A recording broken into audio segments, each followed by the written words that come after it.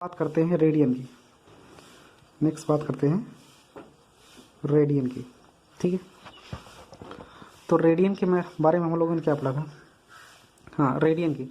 Radian में भी मैं एक क्या लेता हूँ, एक इकाई वृत्त बनाता हूँ। क्या बनाता हूँ? इकाई वृत्त। यहाँ पे मैंने एक वृत्त लिया, ठीक है, यहाँ पे मैंने एक वृत्त बनाया, ठीक है। हम इकाई वृत्त इसको क्यों बोल रहे हैं? इसकी जो रेडियस है वो कितना है? एक है, एक यूनिट्स है। क्या है? एक यूनिट्स। यूनिट्स मतलब इकाई। यूनिट्स मतलब कुछ भी हो सकता है, सेंटीमीटर, मिलीमीटर, ठीक है, किलोमीटर, कुछ भी। यूनिट्स मतलब इकाई, इकाई कुछ भी हो सकता है, ठीक है। तो मैंने एक इकाई वृत्त बनाया और जितना जो मेजरमेंट, जो मेजर यहाँ पे है, ठीक है, यानी ये यहाँ से लेके यहाँ तक एक यूनिट है, तो उतनी यूनिट की मैंने क्या परिध पर क्या एक चाप लिया, ठीक है।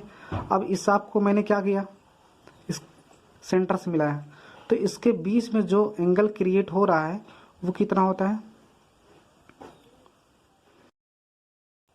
वो होता है एक रेडियन। रेडियन ऊपर ऐसे सी लगा देंगे तो वो क्या हो जाएगा? रेडियन, ठीक है। वो एक रेडियन के बराबर हो जाएगा, ठीक है। नेक्स्ट, इसके बाद तो आपको आई होप रेडियन आप समझ में आए होंगे, ठीक है। यानी एक यूनिट सर्कल लेते हैं, ठीक है, और जितनी यूनिट्स का क्या रहती है, उस सर्कल की त्रिज्या रहती है, उतनी यूनिट्स का चाप क्या करते हैं? उसके परिध पर लगाते हैं, ठीक है ना। और उसके क्या परिध, उस चाप और क्या, सॉरी, आप यहाँ पे दोनों कह सकते हैं, दोनों त्रिज्याओं के बीच में जो एंगल बनता है, दोनों त्रिज्याओं के बीच में जो एंगल बनता है उसको हम क्या बोलते हैं? एक रेडियन बोलते हैं। क्या बोलते हैं? एक रेडियन, ठीक है। तो चलिए, ये तो एक रेडियन हो गया, ठीक है, एक रेडियन, ये सी है, ठीक है। आगे अगर हम इस प्रकार से यहाँ पे कितना लेते हैं, यहाँ पे हमने क्या ले लिया, यहाँ से लेके यहाँ तक फिर एक यूनिट चला, कितना चला? एक यूनिट्स। यहाँ से लेके यहाँ तक कितना था? एक यूनिट था, एक यूनिट था, ठीक है। यहाँ से लेके यहाँ एक यूनिट था, तो ये पूरा का पूरा जो कोण हो जाएगा ये कितना हो जाएगा? Two radian. कितना? 2 रेडियन हो जाएगा, ठीक है। अच्छा, ये बताए तो एक पूर्ण चक्र में कितना हो जाएगा? तो एक पूर्ण चक्र में ऐसे कर लेते हैं, एक पूर्ण चक्र में निकालेंगे क्या? एक पूर्ण चक्र में कितना कोण बनेगा बताइए? एक पूर्ण चक्र में, तो एक पूर्ण चक्र बराबर क्या होता है? 2 पाई आर होता है ना, 2 पाई आर।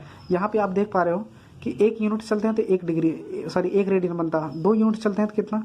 2 यूनिट्स बनता है, ठीक है। तो इतना चलेंगे तो कितना बनेगा, ठीक है।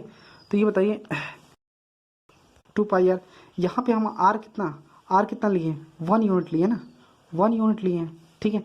तो एक पूर्ण चक्र में कितना रेडियन बनना है? एक पूर्ण चक्र में कितना रेडियन बनेगा? 2 पाई रेडियन, यही तो बनना ना, 2 पाई रेडियन, ठीक है। क्यों? क्योंकि आर की वैल्यू मैंने यहाँ पे कितना 1 रखा, तो कितना 2 पाई बनेगा, ठीक है। भाई इतना दूर हम चलेंगे, इतना दूर चल रहे हैं ना, और यहाँ पे आर की वैल्यू कितनी है? 1 है, तो हम जो हमारा केंद्र पर जो कोण बनेगा वो कितना बनेगा? 2 पाई रेडियन का बनेगा, ठीक। कैसे? कैसे? यहाँ से लेके यहाँ तक चले थे कितना? 1 यूनिट चले थे तो कितना 1 रेडियन बना था। 2 यूनिट चले तो कितना? 2 रेडियन बना, ठीक है। अगर हम 2 पाई आर चलेंगे तो 2 पाई आर, चूंकि आर की वैल्यू कितना 1 है, तो 2 पाई आर की वैल्यू चलेंगे तो कितना बनेगा हमारा? 2 पाई रेडियन, 2 पाई रेडियन, ठीक है। तो एक पूर्ण चक्र में कितना बनना है? 2 पाई रेडियन बनना है, ठीक है। और यहाँ एक पूर्ण चक्र में कितना बनना था? यहाँ एक पूर्ण चक्र में कितना था? 360, ठीक है ना। तो आप अगले इसका मतलब क्या समझते हो? एक पूर्ण चक्र में, एक पूर्ण चक्र में, एक पूर्ण चक्र में अगर एंगल की बात करोगे, ठीक है, एंगल की बात करोगे कितना? 360 बन रहा है, ठीक है। और 360 और एक पूर्ण चक्र में अगर दोनों एंगल ही ना, तो एक पूर्ण चक्र में अगर रेडियन में लोगे इसकी वैल्यू कितनी हो रही है? 2 पाई। रेडियन में लोगे कितना? 2 पाई। तो ये बताइए ये दोनों क्या रिलेशन आ गया ना? 2 पाई इक्वल टू कितना? 360, ठीक है। तो therefore pi equal to कितना हो जाएगा? पाई इक्वल टू कितना हो जाएगा? 180, ठीक है। ये था किसका? ये था क्या? डिग्री और किस में? पाई में रिलेशन, डिग्री और पाई में रिलेशन था, ठीक है। आई होप आपको समझ में आएगा, ठीक है। पाई रेडियन बराबर कितना होता है? 180 डिग्री, ठीक है।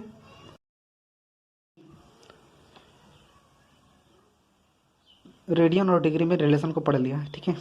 इसके बाद एक बहुत ही इम्पॉर्टेंट फार्मूला के बारे में आप लोगों ने सुना है, बहुत ही इम्पॉर्टेंट फार्मूला है, ठीक है। वो फार्मूला क्या है कि कोण बराबर क्या होता है, कोण बराबर चाप बटा त्रिज्या, ठीक है।